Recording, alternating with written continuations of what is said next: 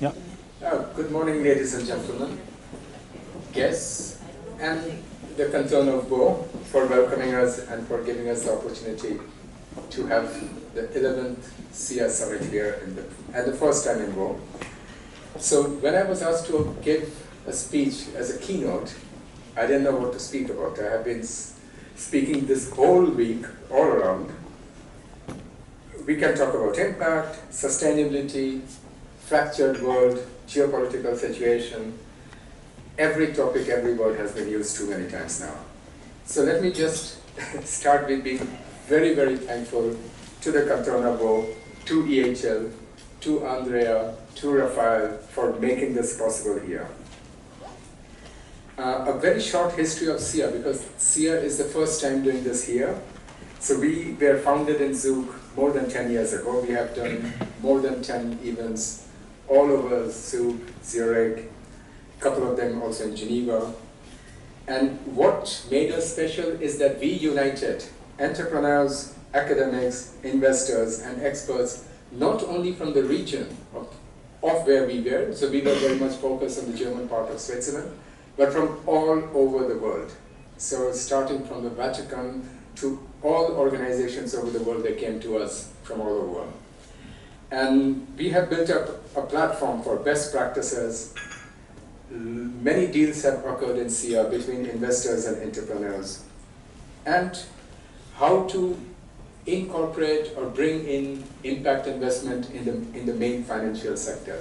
So maybe we are not fully 100% responsible for it, but I think we are very much responsible for all the impact and sustainability you are seeing in the Swiss financial ecosystem, including the building bridges.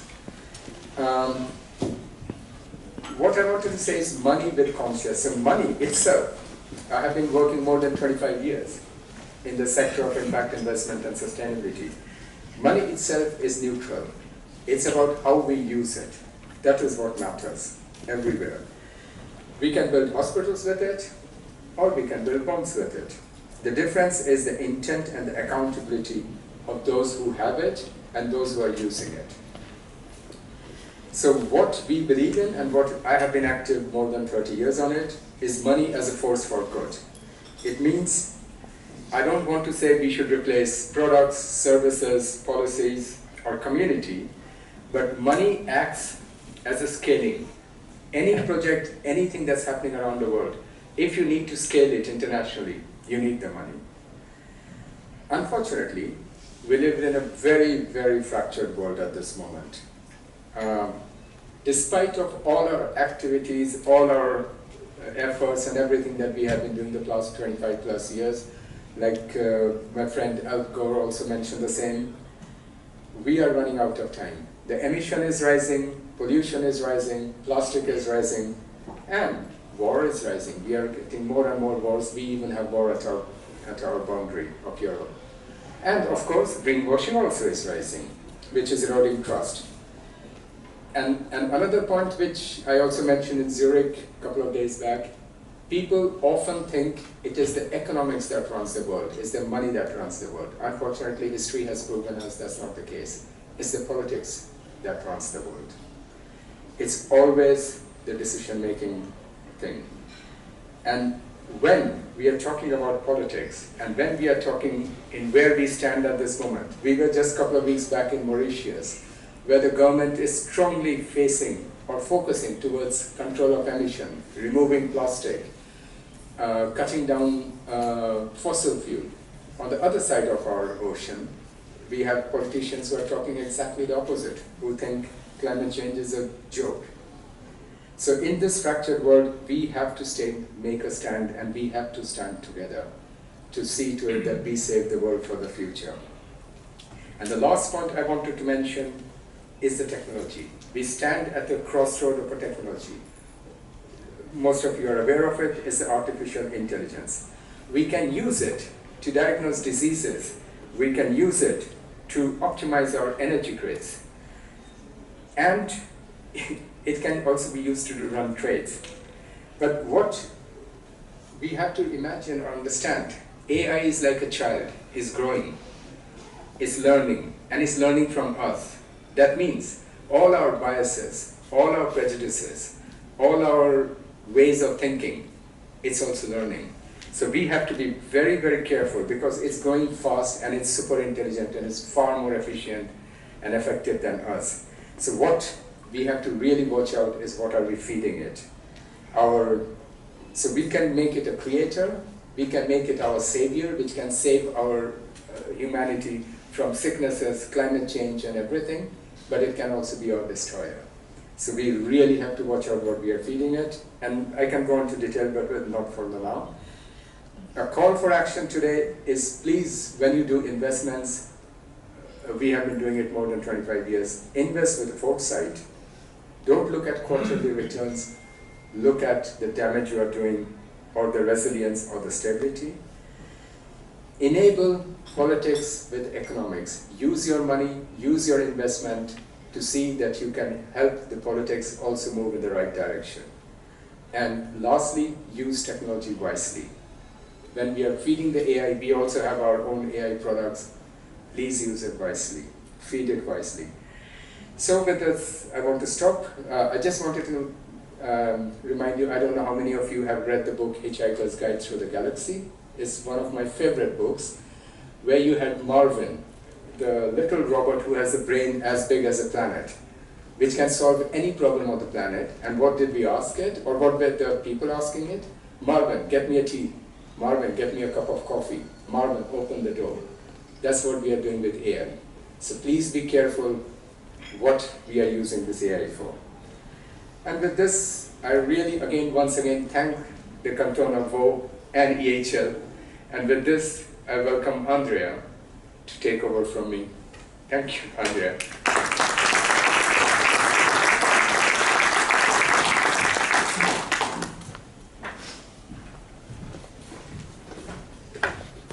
So hello, good morning. Welcome to EHL from my side. I am Andrea Monti, I'm leading the Innovation Hub in EHL, which is embedded in EHL Next, a company part of the group of EHL. I would actually start where we finished, Ben, so thank you for choosing EHL as a venue for this summit and for the collaboration. Thank you a lot to the Canton, to Mr. Conz for supporting the event and for being a good partner of EHL in many events. Just a few words on why EHL. So why should we have an Impact Investment Summit in an hospitality school? Maybe not all of you knows EHL. EHL is the #1 school in the world on hospitality. Now, hospitality at the core is creating human experiences, is connecting people with people. And I love persons that say that the highest touch of luxury is actually having human connections. So this is where we want to educate our students. We are focusing on human centricity, so putting the person, the employee, the worker, the student, the customer at the center of any initiative. And this is what we want to do with 4,000 students per year and with more than 35,000 alumni. So this is where we believe we could and we should have an impact. And so what about innovation? So innovation for us is, we didn't talk to each other actually, Ben, but we are so aligned, because for us is use technology wisely. So don't use tech just for the sake of tech, but think about the impact you can create with it.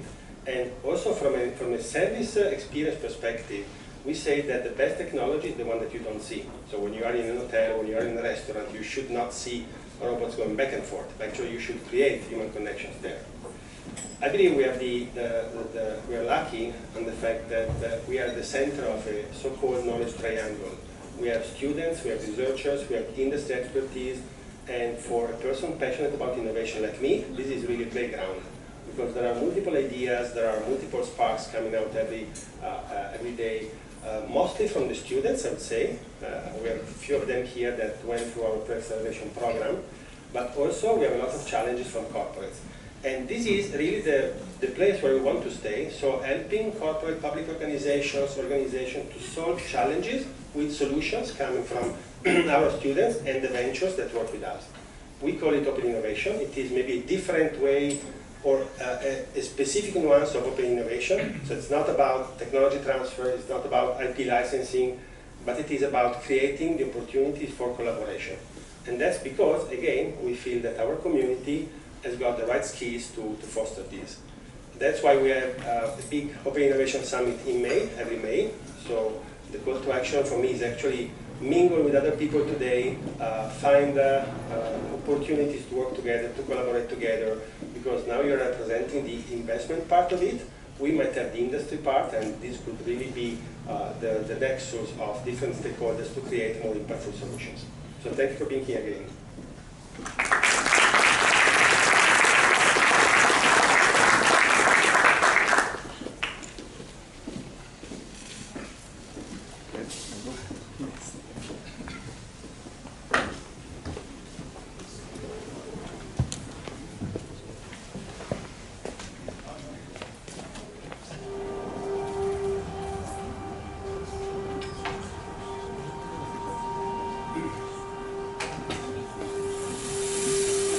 Innovation takes time. It's challenging.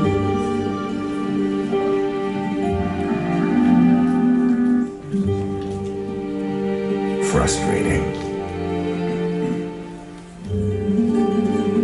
But often a thing of beauty.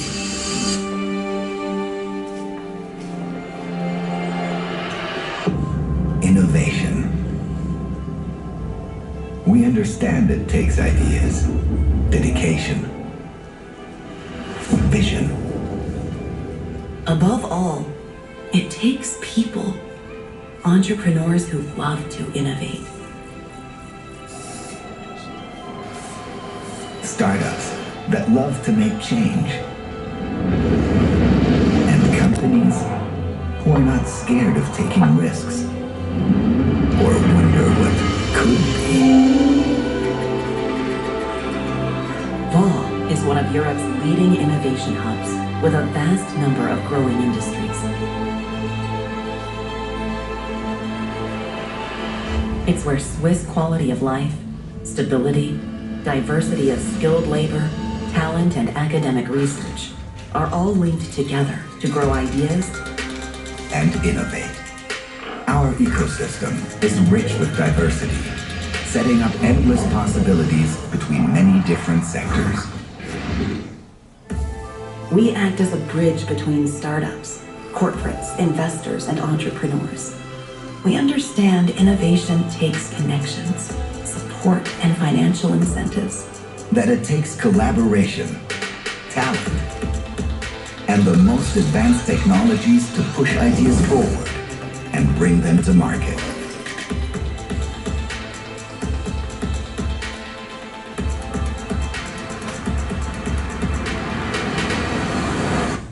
That's why we promote, invest, connect, and grow innovation.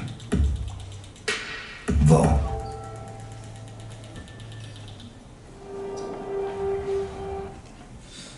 Okay, ladies and gentlemen, thank you very much, and it's a great pleasure for Canton of Vaud to be associated to this first Impact Summit organized by the Swiss Impact Investment Association. So it's a real pleasure. Thank you for having chosen Canton of Vaud for organizing this event, and also thank you, Andrea, for this always beautiful hub campus that you have here with EHL and with all what you do in terms of innovation here. So you mentioned before, Ben and Andrea, that impact needs technology, but needs to use wisely technology. But still, we need technology.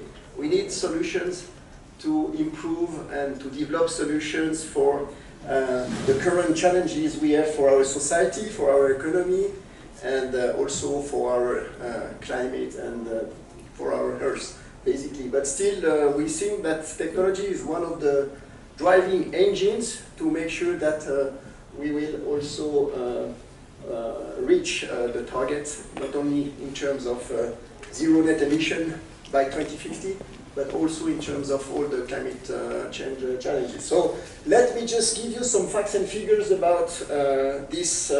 I would say what we like to say that here Canton of Vaud is a kind of hub for innovation and more sustainability, to find solutions, to find expertise, and to also find entrepreneurs that are really engaged, committed to this objective. Also, just as an introduction, to remind you that we have been ranked by the Startup Genome, which is an organization doing a kind of benchmark among 300 innovation ecosystems in the world. We have been ranked 10th among the emerging ecosystem in 2025, which attests, showcase that our ecosystem is quite dynamic, is really growing in different fields, with also one of the USP we have, access to talents, and this is also why I would like to then explain you how through the concentration of academic institutions we also can nurture the ecosystem. So yes, that's true. The first pillar of our innovation ecosystem is the academic and research, who are the academic research institution. It's a population of 80,000 talents, which represent 10% of the total population of the canton that are involved either as students, professor, or researchers in the roughly 20 academic and research institutions present in Canton of Vaud. Thanks to this concentration, you know, we are really pushing in order to foster the technology transfer. We want our scientists not just to publish their scientific work, we want them to turn this innovation into companies, startups, and this is why you have a community of 600 startups and more present in Canton of Vaud. Every year we have roughly between 40 and 50 new startups, and part of them becomes a scale-up company, the company that creates, in average, more than 20% of new jobs every year on a 3-year period. We are, I will explain this, following up by also, or thanks to our innovation agency, Innovo, we are having this scale-up Vaud platform, which offer dedicated services to these fast-growing companies. These companies have created 6,000 jobs, only the 40 scale-up company, 6,000 jobs worldwide, more than 2,000 here in Canton of Vaud. Our startups have raised last year 500 million. 500 million, it means that this is an amount quite significant that is also invested in our ecosystem to create new jobs, to develop the R&D facilities, and this is also a good testimonial of the good shape of our ecosystem.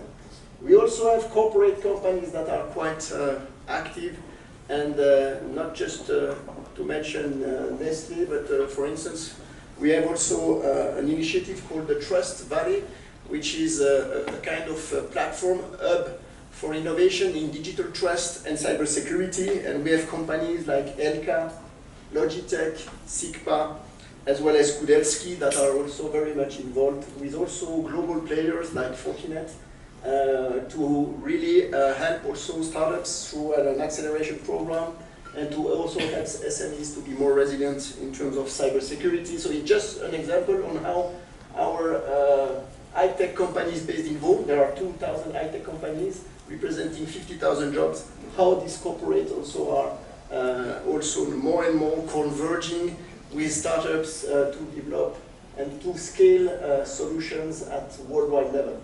We also have a dynamic network of partners, especially innovation parks and innovation hubs like here at EHL. In total, we have 760 businesses representing 8,000 jobs that are concentrated on the 8 innovation parks we have in Canton of Vaud. And we have one specificity. The Innovo is our one-stop shop. It's our investment and promotion agency, really offering a one-stop shop and a customized approach for all entrepreneurs to help them connect with all the stakeholders of the ecosystem. It's not just for entrepreneurs, it's also for corporates, it's for any, I would say, economic player that is interested in getting connected and in boosting innovation by leveraging our innovation ecosystem. Just to come back also on the 600 startups. We also, as I mentioned, have these scale-up companies and some unicorns that have been born here in Canton of Vaud. And this platform scale-up company, you have here the names, I won't go in details.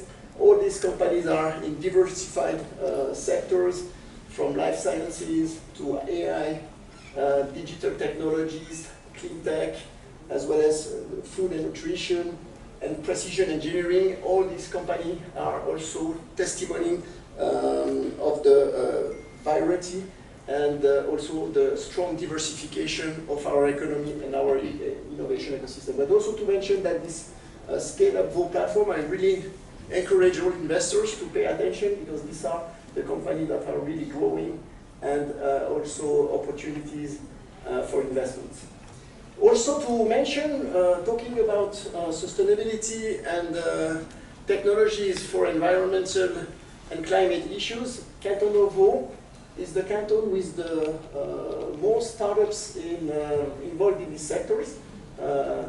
Yes, we like to sometimes, we are a bit in competition with also the cantons and other countries, of course, but Zug is quite performant. To be frank, is a good competitor to us, and also Zurich. But talking about technology startups, we are proud to have here this number of 170 startups involved in clean tech. Investment in Canton of Vaud startups, in Vaud-based startups, I mentioned before, just to mention that despite the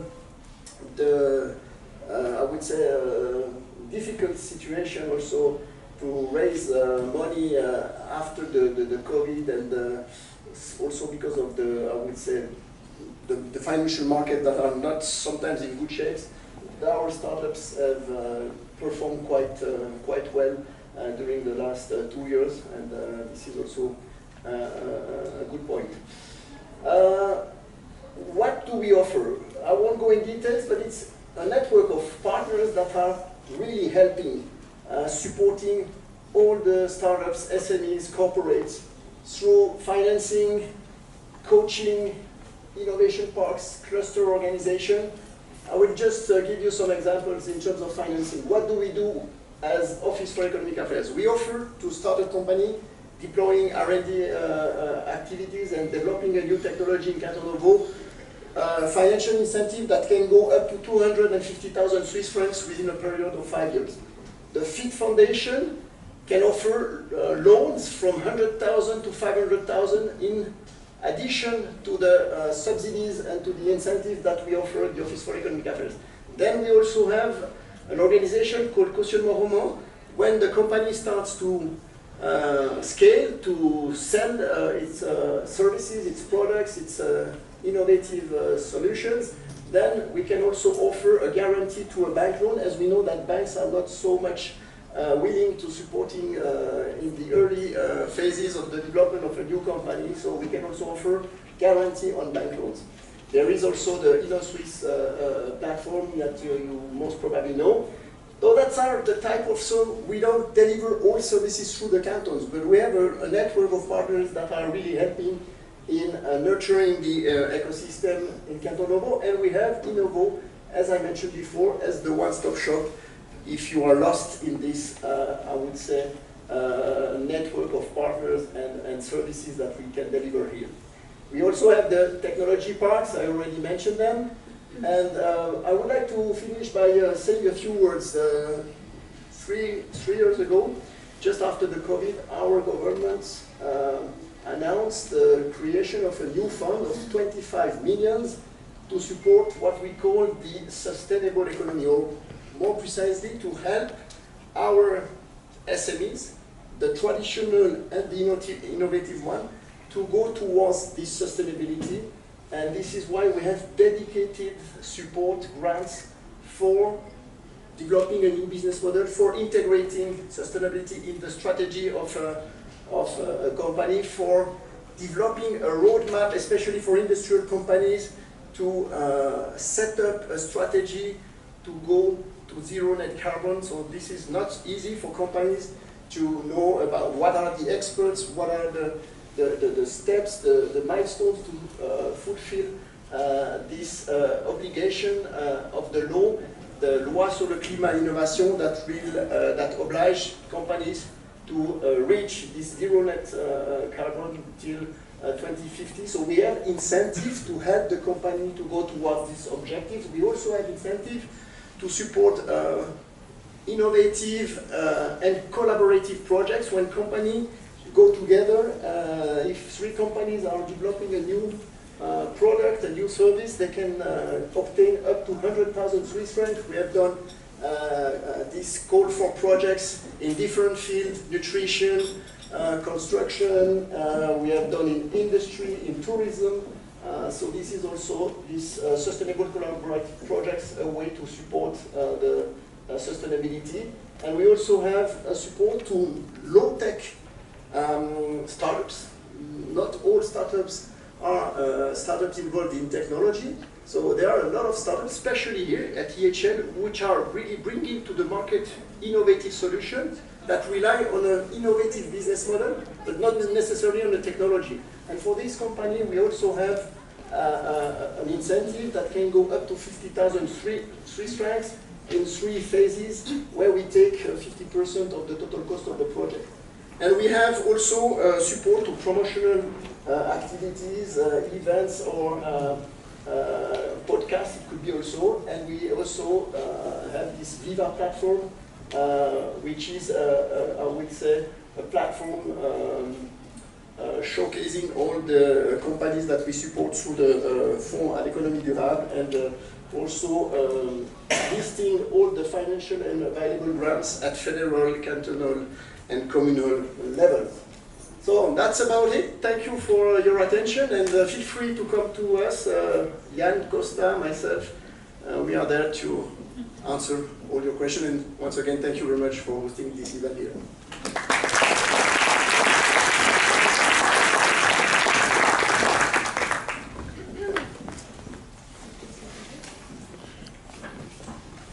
Okay, hi everyone. Just very quickly, so you know what's happening as we're staying in the same room. My name is Ava, if I didn't meet you at registration. I'm working at SIIA this year. And so now we're going to move on to the opening plenary panel on AI, led by one of our wonderful advisory board members, Joseph. Joseph, if you could join me up here, that'd be wonderful.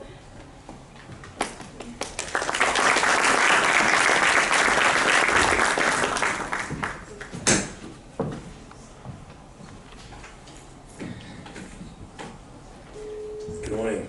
We've all read something written by AI by now,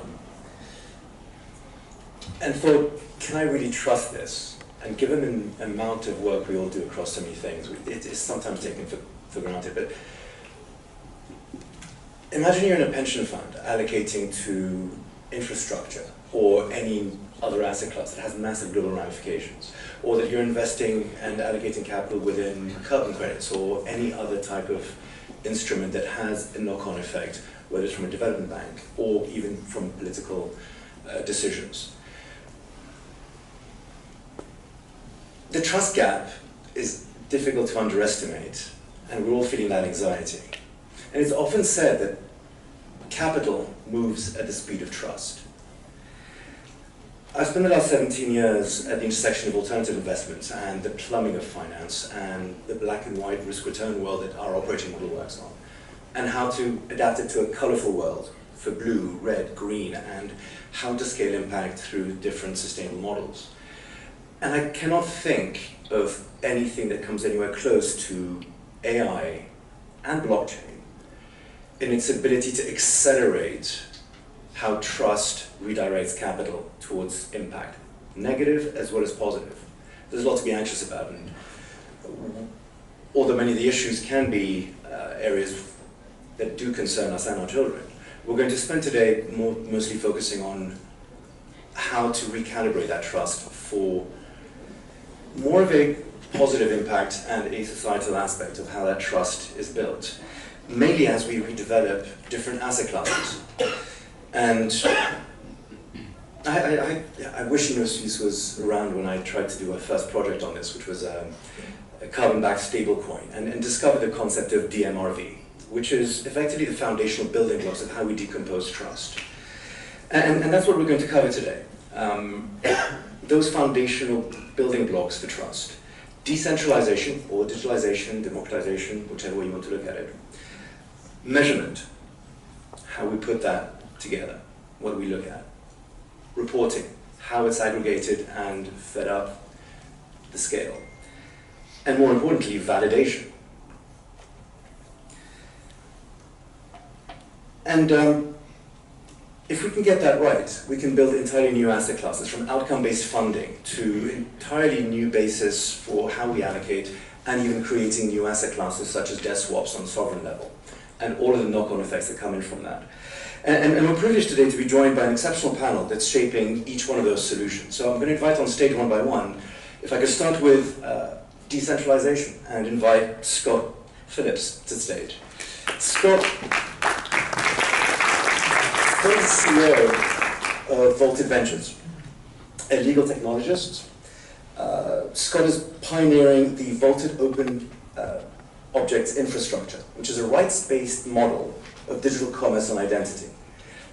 He sees quantum computing and AI as a target-rich environment for how we build quantum-secure infrastructure. So moving beyond today's internet, which is commercially motivated, to one that effectively aligns value creation and moves beyond how we look at the centralized oligarchy we have, which I know everyone is very anxious about, towards one that's rewards-based values. On measurement, and if I can invite Damon to the stage. Damon Elsworth is, I can't think of anyone more credible when it comes to how we look at measurement. Damon's a chartered engineer, humanitarian, R&D lead, and founder at Meta. He's led global emergency responses in the field in some of the most fragile areas across Ethiopia, Sudan, Ukraine, Kenya. I couldn't name them all, but seeing the actual end result that we're all talking about and all the knock-on effects from the ground up. When it comes to measurement, we have all of our regulations and standards, but where AI is most critical and is a game changer is in context. That blockage that we haven't been able to pass on, and having someone who's seen it all from everywhere where it matters the most is phenomenal. And his focus today is on outcome-based funding and impact credits, tools that rebuild trust by aligning capital with audited societal gains, and always grounded in proximity and the suffering and dignity of the local communities. On reporting and how we aggregate all of this, we have Diana Rose.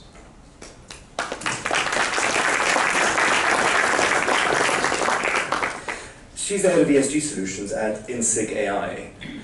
She's had 16 years of global experience spanning mining to aviation and across numerous sectors in between, each one of which I discover an expertise every time I speak with her, including plastics. And Diana's a leading voice in the intersection of ESG and technology. She's shaping the responsible use of AI in sustainability reporting, regulatory innovation, and corporate accountability. And lastly, and by no means least, because how we put all of this together and why it matters and where the context of subjectivity is, on validation.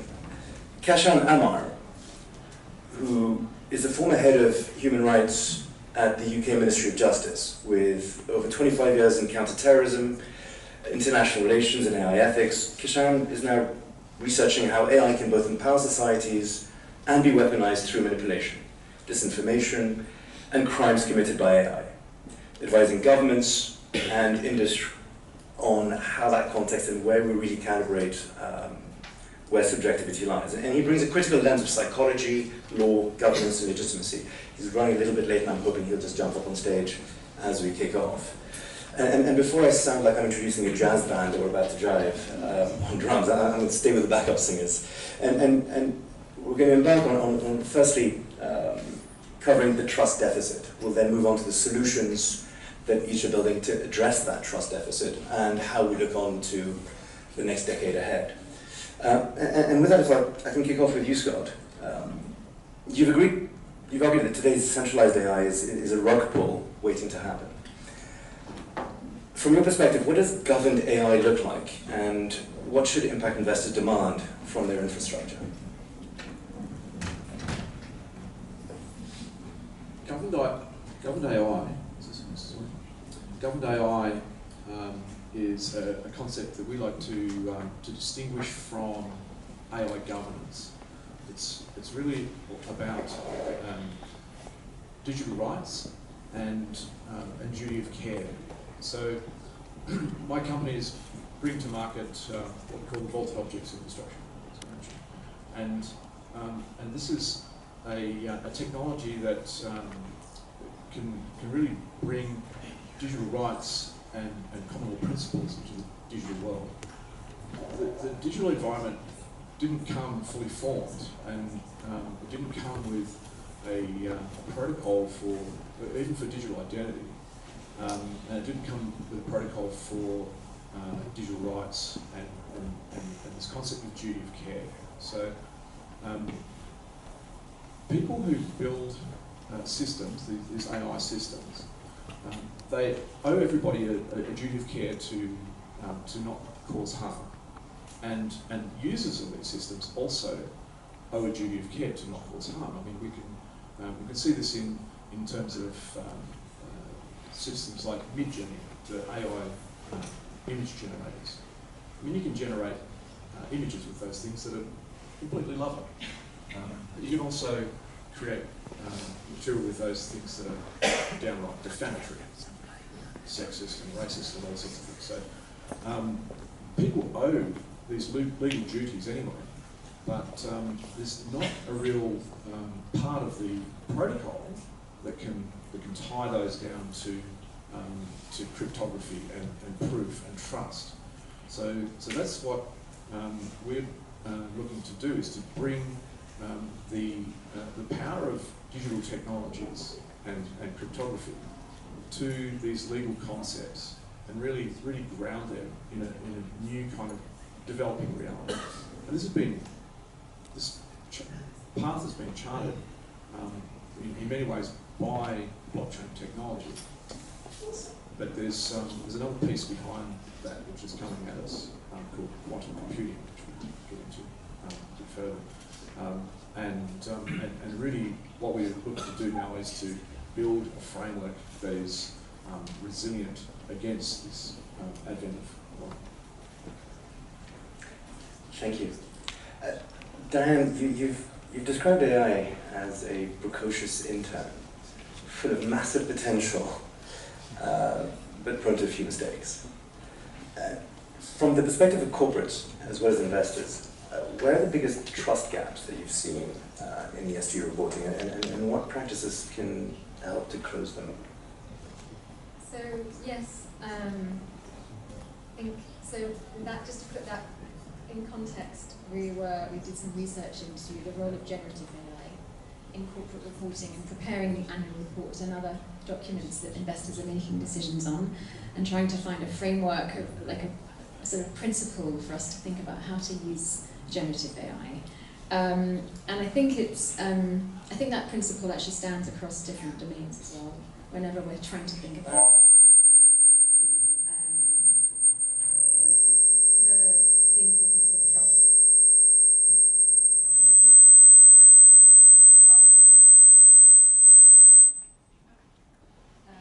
The importance of trust and information that we're communicating to decision makers.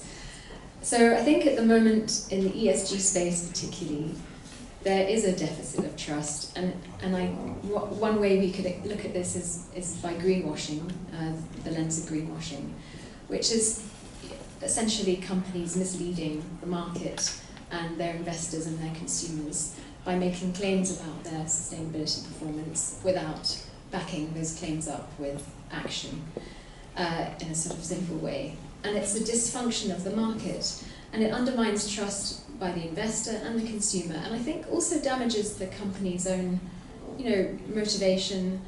And this is an interesting space because there's been an incentive and an opportunity for greenwashing because there's been so much complex data published by companies, and there's been this kind of real rush to put more and more and more information out there. and it is a complex space. There's trade-offs, and there's you're combining environmental data with human rights, and it's a hard concept for anyone, honestly, to grasp. And then you often end up trying to simplify it and communicate it into sound bites. At the same time, there's a real difficulty to analyse this, triage it, and spot patterns and spot where there's contradictions and greenwashing behaviour. And that's the role of the regulator, really. And I think in terms of how to try to close down these gaps, AI plays a really exciting role, because this is what AI is good at. Actually, it's incredibly powerful at understanding language and doing that at scale and repeatedly and in a way that is almost impossible to do manually. So actually, we work with the regulators, and we're seeing the SIIA in the UK have a huge innovation hub. They're really proactive on AI, and they understand that there's a great opportunity. Greenwashing is one example where they are using AI to sort of, I suppose, police and regulate this market with more power. Yeah. That's fantastic. I'll speak up.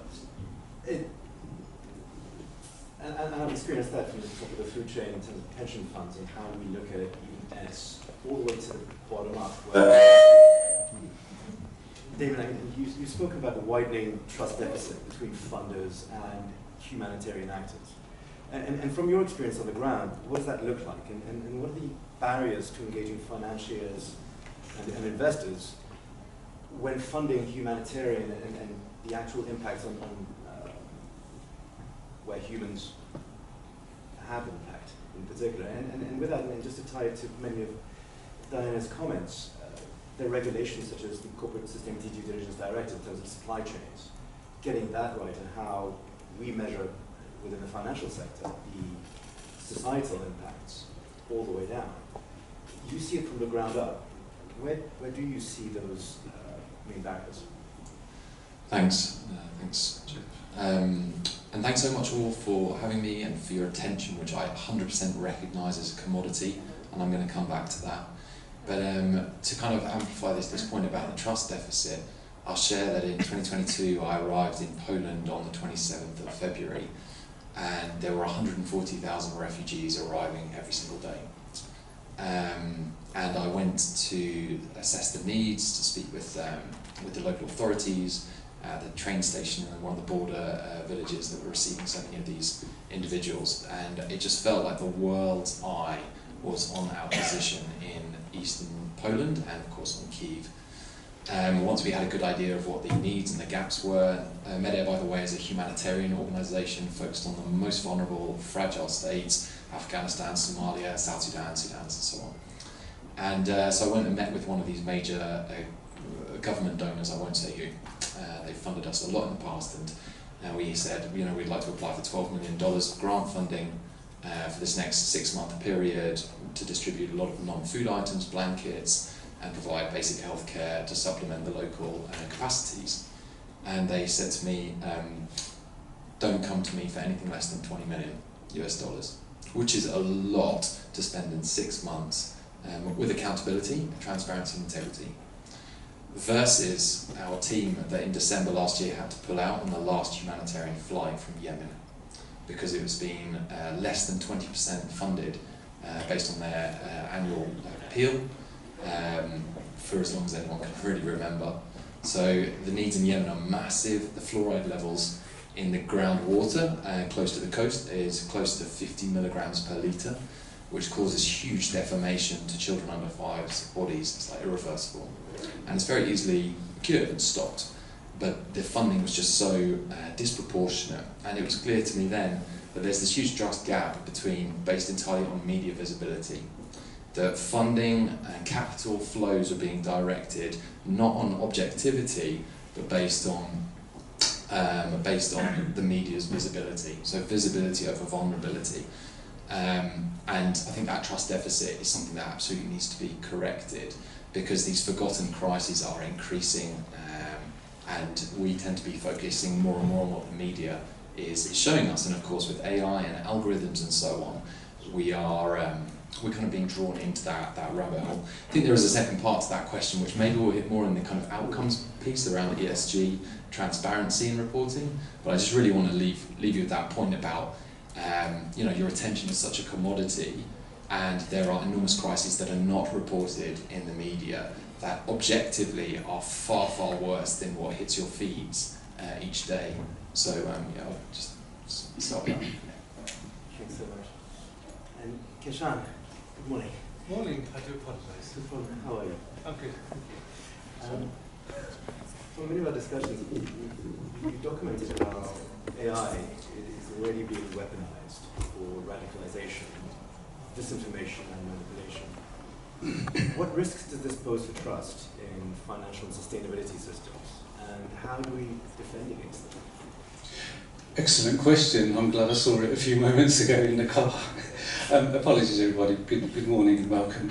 I'm going to be a little bit scripted here. Yes, I assume you did an introduction in terms of the background and all that kind of stuff. We have quite well established, documented examples of the weaponization of AI. My area of interest and research is in cancerism and extremism. The risk for financial and sustainability systems is quite clear. The same algorithms can be used to manipulate opinions and create propaganda and extremist content can also be applied and pointed towards the market. So, for example, ESG claims, carbon credits can be exaggerated. Investors won't know if reports are authentic or fabricated with generative AI. It's very easy to produce content and material that before was maybe out of reach for the actual majority of people. The risk that we have is that genuine community voices could actually be amplified by bots. So we're not entirely sure ethically in terms of the information that we're actually receiving. Disinformation doesn't just erode politics, it can actually poison the flow of capital and impact on sustainability. In terms of how we might defend against this, validation, we're going to be talking more about that over the course of the day. We can cross-check ESG outcomes with data and analytics. So satellite reporting, public ledgers are probably the most easily accessible ways that we can actually validate ESG claims. Another element would be sovereignty. So this would be about building AI systems monitoring for sustainability that are actually built with community input, and therefore it has that sort of human in the loop. Fantastic, thanks so much. Let's move on to building solutions, but and maybe staying with you, Kashan, on that. You've warned of the AI misuse, but you've also worked on AI for empowerment. What lessons can we take to accelerate the positives without amplifying those risks? What was the first part, sorry? So the potential of AI misuse. Yes. You've worked on AI for different types of empowerment, as well as the ELISA effect and some of the subjectivity that we have to question and psychology behind it. When it comes to validation, for me, it's essentially the truth is in the eye of the beholder. We've spent not just the last 2,000 years of religion trying to tell us what the truth is. Moved on to governments and regulations and democratization, and we've seen none of them work. And now we're out of time and we're outsourcing to the subjectivity that is at the subconscious level of how the data is trained. And for me, it's sort of how do we look at what are we entrusting AI with and the empowerment behind it, and therefore the potential for misuse at that base layer. I think we probably have to determine what the purpose of the use of the AI is. In terms of sustainability, I would say that there are probably two elements. There's the capacity building of your own organisation in terms of your day-to-day operations, that's fairly safe because if you use foundation models like Google Gemini or ChatGPT, the biases in them are inherent, they're being worked out. Local models can be used, and I actually think that's probably the best way to ensure that your own organisational values are reflected within your actual language model. So running localised systems where you have your own ethics framework built in, but then constantly actually training the hallucinations or the biases out of the system would probably be the most effective way to ensure that the data you are getting is actually valid. And I guess that's a great segue to the point you were mentioning earlier on, Scott, in terms of how government AI and sovereignty protocols can become the backbone of this new trust system and address exactly that point. How do you see that in terms of provenance or any of the new trust system building blocks that are the solutions for the financial system we want to go into? Yes, well, one of the hot issues that we're looking at the moment is the issue of what I like to call model rot in the case law. So what's happening in the legal profession is that a whole bunch of lawyers are getting caught red-handed using AI systems to prepare their submissions to court. And what's happening is that AIs are fabricating case law citations. In fact, if prompted, an AI will fabricate the facts of a case that never happened, right? And so there's a whole bunch of lawyers that have been struck off the legal roll for doing this and getting caught doing it. And the judges have zero tolerance for this because they're the ones that have to catch it. They have to intercept this. And they don't always. And so fictionalised case citations are now being published in the case law. Right? So there's this concept of model rot in AIs themselves, in large language models, which is if you train an AI on AI-generated content, it starts hallucinating wildly. Right? Some people have also called it model autophagy disorder, or MAD. So this is deeply problematic for the legal system and for society generally. But it doesn't end at the case law. This is happening in scientific publishing, in medical journals, in engineering publications, in physics, chemistry, you name it, right? There's fake citations turning up all through the literature generally.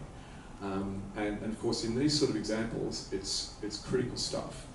So there really needs to be frameworks of accountability around AI and personal responsibility. This is going back to the governed AI principle and duty of care. So people need to be absolutely on the hook for what is published in their names, regardless of what tools they're using. There's no real alternative to people applying their brains to the material that they publish and making sure that it's okay, because for the foreseeable future, it's really probably not okay to just prompt a thing and pull the trigger and publish. Can I just just pull the trigger? chime in on that? Yes, absolutely. I do have a little bit of a chuckle when I see the news articles about lawyers and getting into trouble. The errors, the omissions, the hallucinations, they can be trained out, they can be modelled out. You're probably aware. It does take time, it does take resources. I think the wider point I wanted to pick up on is what you said about AI training itself on AI-generated content and rot. That, I think, is a huge concern, because we currently have pretty much depleted all original content, and you don't have to be a technical expert to understand that if you are training on synthetic data that has already been produced by an AI, then I think the likelihood of hallucinations actually increases. And hallucinations is obviously a technical term for incorrect information. It's very easy to become lazy when you start empowering yourself using AI and AI agents. So I do have a little bit of sympathy with lawyers who go down that route. But you know, you have to double check your work, you have to validate it, and I think these are we build agents for law firms, and it is very complicated because the duty of care is exceptional. We have to train and train and train. It's time intensive and it does cost as well.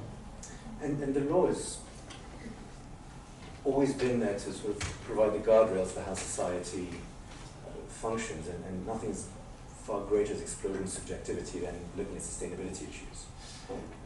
And the regulations in terms of on-the-ground behavior or ownership and IP rights, but also in terms of investments in reporting, as Diane, you focus in terms of how those regulations are interpreted. And in some of our conversations, you were very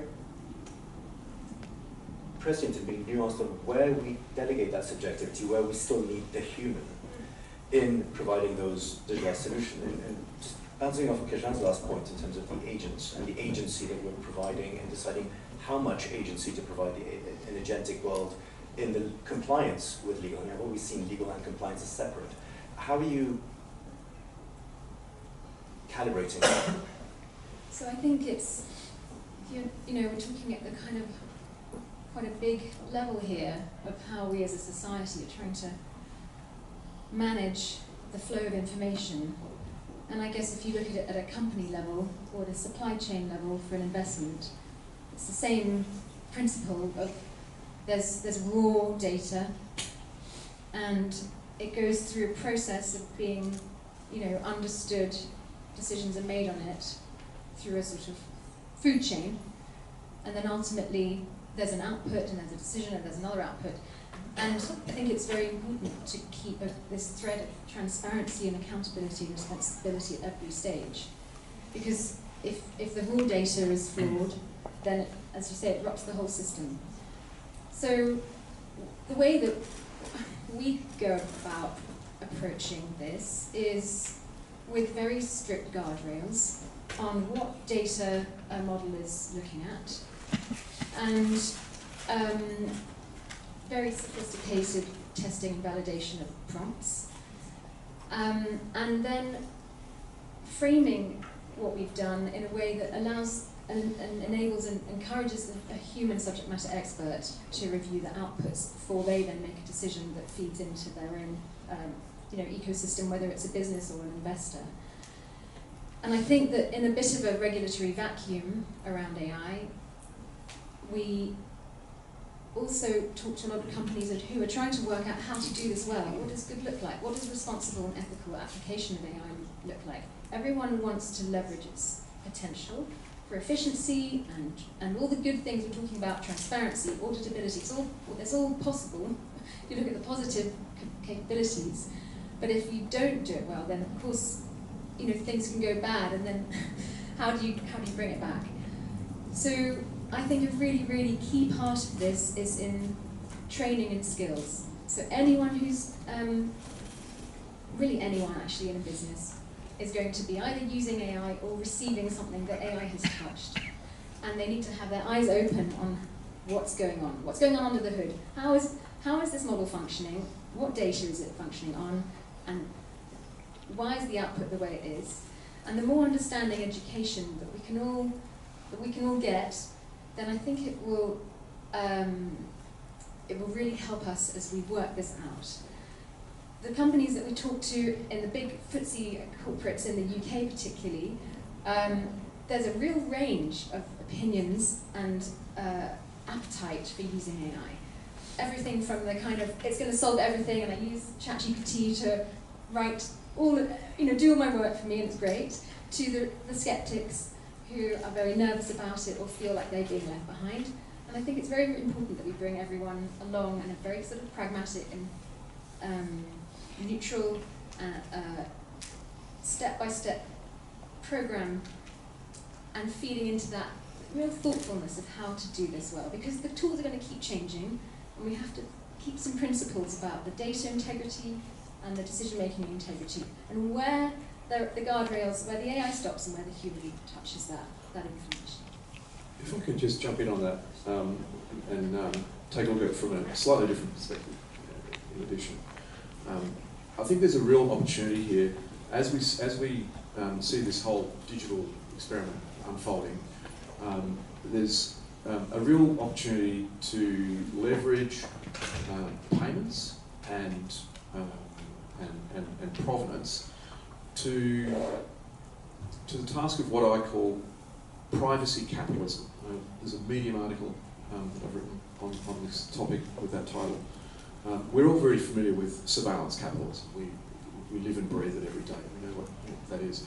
But this concept of privacy capitalism is how do we monetize the creation of data, how do we get paid for curating our data as individuals and as operatives in large groups and organisations, and how can we leverage that to Kashan's point, bring new types of data into the mix that AIs can train on if we allow that, and if we allow that, then we can get paid for doing so. I think there's a real opportunity here. I mean, we all know digital payments are increasing, and I think that trend continues to the point of micropayments, so that there's like really tiny, like sub-cent payments can be moving around the network and encouraging people to share their data where they're okay to do that, and that data can then feed into the AI systems and get us out of that whole model. And for me, that's one of the most exciting evolutions in finance, is moving away from our intent-based trust, where ESG regulations can be complied with the right guardrails, to outcome-based funding, as you described, especially if we can actually secure and democratize how that validation and value of that trust is, and how outcome-based funding can, if we can get the DMRV and the trust component right, it opens up an entirely different financial system, very much as you're mentioning on the ground up, and I can't think of a better example than what you're working on, Damon, and you just launched, I think last week, on the Common Goods Marketplace, your outcome-based contracts for impact credits. How do these transform humanitarian outcomes and into investable assets? And what does this mean for effectively what we've been just discussing in terms of how we rethink on a micropayments perspective, where the subjectivity on the ground that you've leveraging your entire experience to help us have that DMRV really leverage the outcome-based funding models? I get very excited about this too, Joseph, so I'm right there with you. And I think this is about objectivity and providing that transparency, but I just want to take a couple of steps back and answer the question to those of you that are asking, why on earth is this humanitarian on a stage in an investment impact investors conference? Because I'm asking that question too. And our problem statement originates with where humanitarian funding has come from for the last 80 plus years, and that is from governments through grants for activities and outputs.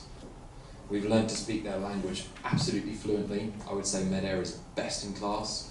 I've written more log frames and project proposals than I care to remember. But apparently, that's not the language investors speak. You know, investors want to buy the cake, not the ingredients. They don't want to take the risk. And we have never learned to speak that language effectively as a humanitarian community. Caveat, humanitarian means saving lives. So development sector, you're thinking about your Senegals, West Africa, North Africa, investable opportunities that generate a return on investment. That ain't necessarily humanitarian, probably not. Humanitarian, what do we leave behind? The asset is a saved life. If I was to ask you, how much is your life worth? Would you put a price on it? Yeah, of course you would. Okay, you go and take a loan, you know, make sure that you live until the end of your days, and I'm sure you do the same for your friends and family. The trouble is the people we serve do not have that agency. And we've never successfully communicated what to global northern audiences what that life is worth. It's an ethical dilemma. But yes, you're right. With the Common Good Marketplace over the last 10 months, we've gone through, and I'd say we're a very early adopter in this, and the emergence of a new asset class. 1997, Kyoto Protocol, carbon emissions control. Early 2000s, the carbon market is born, and today it mobilises more than $100 billion of carbon pricing. can we do the same thing with societal impact? If we can, it's an absolute game changer. We put the most vulnerable at the front of the capital flows, and it's not been done before, but it's emerging, and this isn't so much about piloting, it's about scaling. So I do get really excited about it, but I feel quite lonely in the space because it's...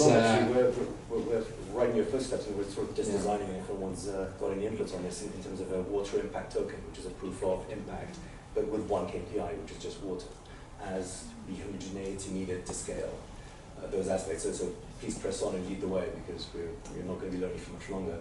I would just add the importance of transparency around the impact model.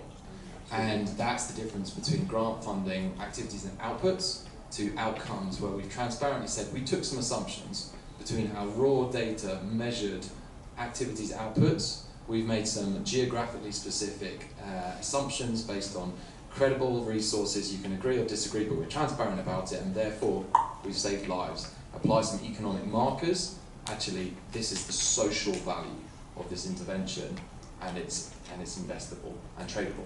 Fantastic. And before putting up, I think we've got time for maybe one or two questions, but just putting it all together, that's 100% right in terms of the transparency, but very much also in terms of the credibility and the measurement that you're bringing to the table in terms of how to calibrate that transparency and what it is we're being transparent about, just as well as how the nuances of where to give agency that Diane is engaged in terms of how do you aggregate and report up when the main blockage we've always had in finance is what is the common denominator? How do we go from very fragmented subjective elements to imperfect scores or different calibration at the top level? And how is that democratized? How do we own that value chain? How are we responsible for our element of data, not basically having a rug pull from a concentrated oligarchy or plutocracy? And above all of that, how is that validated in the political sphere in terms of the subjectivity and nuances of how regulations and the legal profession is informed, and how those come in, that Kashan's also been discussing. Putting it all together, I think we're on track to how DMRV creates the building blocks of the trust. And maybe if I can take just one quick question from the audience. If not, I'm going to maybe just ask for... So actually, I'm into social entrepreneurship, and we studied a long time like the whole donation model, and it turned out that at the end of the day, donations is never really going to work unless we create like a company that has actually a sustainable business model. So like, what's your take on non-profit versus social enterprise? Yeah, I think I've got quite a brief answer to this. There is absolutely a place for teaching a man to fish. There is a place for giving a man a fish. I think when humanitarian work is concerned, I'm talking about that person is bedbound with nobody to care for them, and they can't eat a fish because they're so malnourished they can only eat a peanut-based supplement called Plumpy Nut. Otherwise, they will eat themselves to death. So, like, there's a third category there, and I don't want to be overly, but like that, a returnable business plan where there's an interest, and it becomes a profitable enterprise in the next few years. That's not what humanitarians do.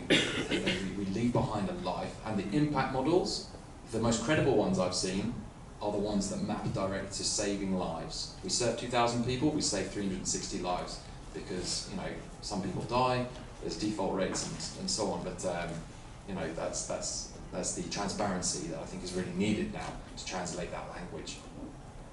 And once you have that transparency, I think there's a very arguable role for governments to be able to apply the incentives of taxation systems to that environment, to reward companies that are backing those sort of humanitarian endeavors. Great. Thanks so much, and I hope this provides a great backdrop for the rest of the conference and the panels that we're exploring for the rest of the day in terms of the context through which you interpret the evolution in all the different subjects we'll be covering, from plastics I'll be doing this afternoon to human rights, gender, and more importantly, supply chains that cover pretty much everything. So thank you so much to the panelists. And I think if we can get the right infrastructure, safeguards, and data, we're on track to accelerate the impact in the right direction. So thank you so much.